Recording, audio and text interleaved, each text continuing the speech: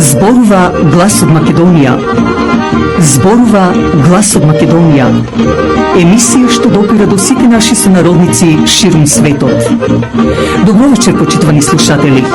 Ви се јавуваме со радиопрограмата Глас од Македонија, што се емитува секоја недела од 6 до 7 часот на вечер преку етерот на радиостаницата CMR на Бранова должина 101,3 FM. Ова е радиопрограма за овој час. Нека ви пренесе со мислите во вашата прва татковина Македонија, во земјата на сонцето и градината на рајот. Нека топло допре зборот и песната македонска во вашиот дом, а вие бидете секогаш дел од нас, за да и ние бидеме вечно со вас. Па, пријатна разонуда со вашиот уредник и водител Драгица Белчевска.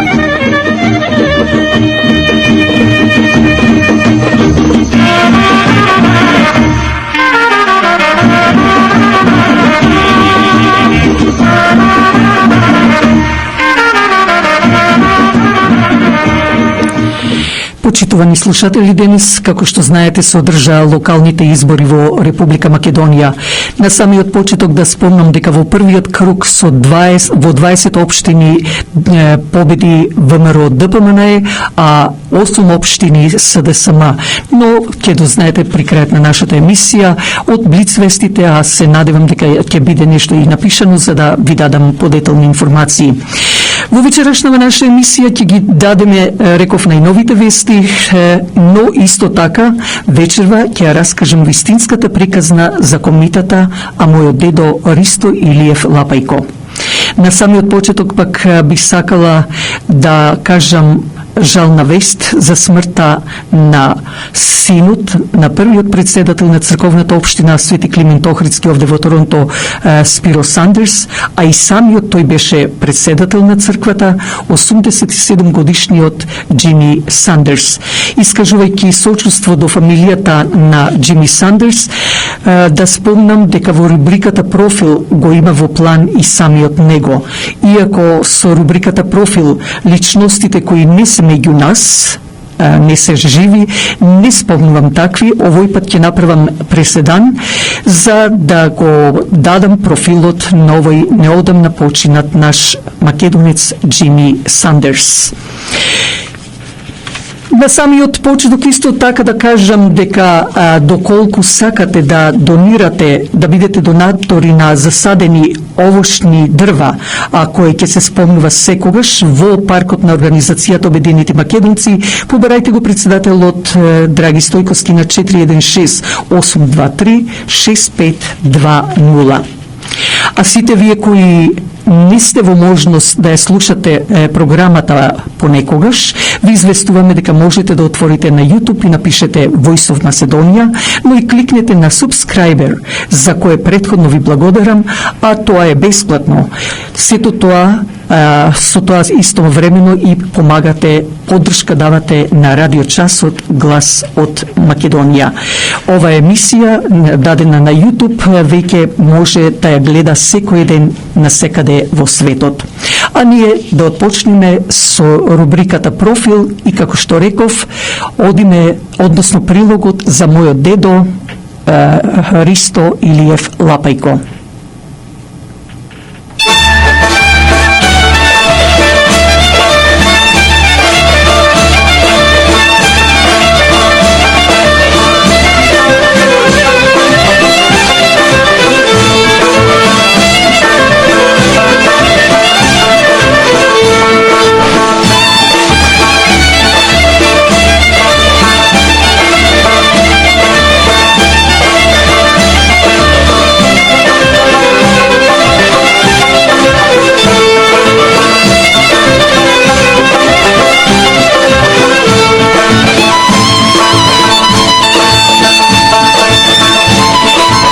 Во подножието на планината Галичица, а оддалечено 2 километри од Охрид, токму во источниот дел на Охридската котлина се наоѓа приградската населба или како што ние го нарекуваме селото Велгошти, или пак како што охриѓани го нарекуваат втор Варош после Варош кај Канео во Охрид. Како што се спомнува во венецијанската документација, за најстара фамилија биле Бараковци, со некој си Ило Бараков, за кој се пишува дека толку бил учен и умен, што немало ни во Битола ваков човек. Но тој исчезнал. Дали грците го стопиле, дали наробија го однеле или отишол во други земји преку океан, никој не знае. Дори ни од околината, од поколенијата на Бараковци и ден денес не знаат што се случи со Ило Бараков. Селото Велгошти има бурна историја. Во манастирот Света Петка содржа првиот состанок на организацијата ВМРО во 1896 година за Охридско-Струшкиот па и дел од Преспанскиот и Кичевскиот регион, каде Даме Груев со 7 други востаници доаѓа, а за тоа премногу помогнале велгоштани и охриѓани, меѓу кои Христо Узунов, неговата мајка Анастасија, инаку сестра на Григор Прличев, Методија Патчев, Арге Маринче, Андон Шибаков и други. Свештеникот Дамјан свечено се облекол, а таму, поклонувајќи се сите присутни, ја дале за клетвата дека верно ќе служат на организацијата до смрт и се колнат во Свети Климент и во Света Петка, доколку некој изневери веднаш да биде убиен. Селото кое ни до ден денес не претрпило никакви промени, во него исклучиво се македонски христијани. 3 пати е изгорено до темел, 1901, 1903, 1905 година, а катастрофа на крај претрпува со земјотресот во 1909 година. Тоа довело до осиромашување на населението, меѓутоа немало печалбарство, само десетина души кои заминале на печалба во Влашко или во Романија, како што се вика, во Франција, а некои во Соединетите Американски држави, па и Јужна Америка. Ристо Лапајко, кој беше роден во 1874 година, бил строг, но правичен човек. Уште како мал, во него вриела злобата према тиранските неправди. Го интересирало историјата, најновите настани, секогаш во времето кога мелел брашно за охриѓани во неговата воденица, го користел во читање на книги, но и сам се научил да свири на кавал, што токму сега ќе ја чуете неговата песна што ја напишал и текст и мелодија за некоја си Јана Шокаровска од Велгошти.